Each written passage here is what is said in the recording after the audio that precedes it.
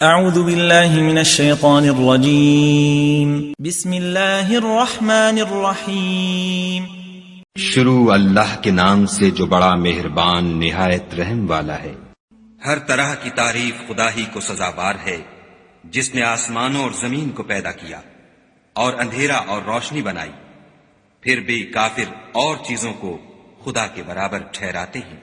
وہی تو ہے جس نے تم کو مٹی سے پیدا کیا، پھر مرنے کا ایک وقت مقرر کر دیا اور ایک مدت اس کے ہاں اور مقرر ہے، پھر بھی تم اے کافرو خدا کے بارے میں شک کرتے ہو۔ اور آسمان اور زمین میں وہی ایک خدا ہے، تمہاری پوشیدہ اور ظاہر سب باتیں جانتا ہے، اور تم جو عمل کرتے ہو سب سے واقف ہے۔ اور خدا کی نشانیوں میں سے کوئی نشانی ان لوگوں کے پاس نہیں آتی مگر یہ اس سے منہ پھیر لیتے ہیں۔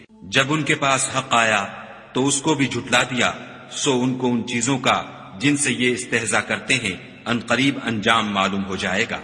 کیا انہوں نے نہیں دیکھا کہ ہم نے ان سے پہلے کتنی امتوں کو ہلاک کر دیا جن کے پاؤں ملک میں ایسے جما دیے تھے کہ تمہارے پاؤں بھی ایسے نہیں جمائے، اور ان پر آسمان سے لگاتار مہ برسایا اور نہریں بنا دیں جو ان کے مکانوں کے نیچے بہ رہی تھیں، پھر ان کو ان کے گناہوں کے سبب ہلاک کر دیا اور ان کے بعد اور امتیں پیدا کر دیں۔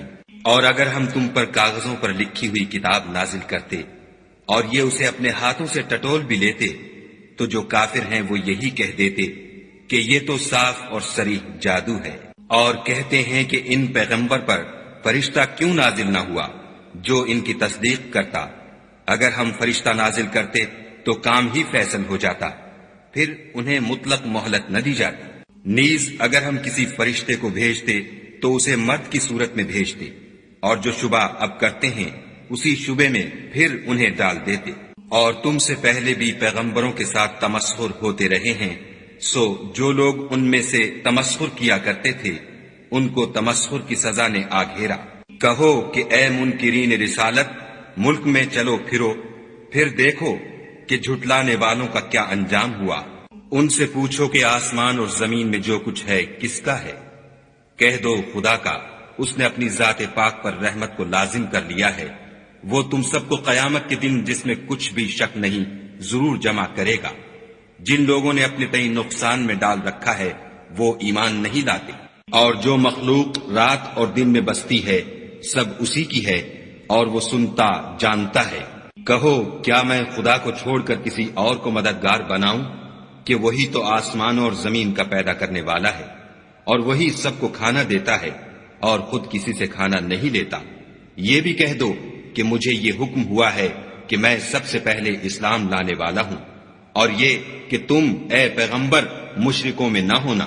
یہ بھی کہہ دو کہ اگر میں اپنے پروردگار کی نافرمانی کروں تو مجھے بڑے دن کے عذاب کا خوف ہے۔ جس شخص سے اس روز عذاب ٹال دیا گیا اس پر خدا نے بڑی مہربانی فرمائی، اور یہ کھلی کامیابی ہے۔ اور اگر خدا تم کو کوئی سختی پہنچائے تو اس کے سوا اس کو کوئی دور کرنے والا نہیں، اور اگر نعمت و راحت عطا کرے تو کوئی اس کو روکنے والا نہیں۔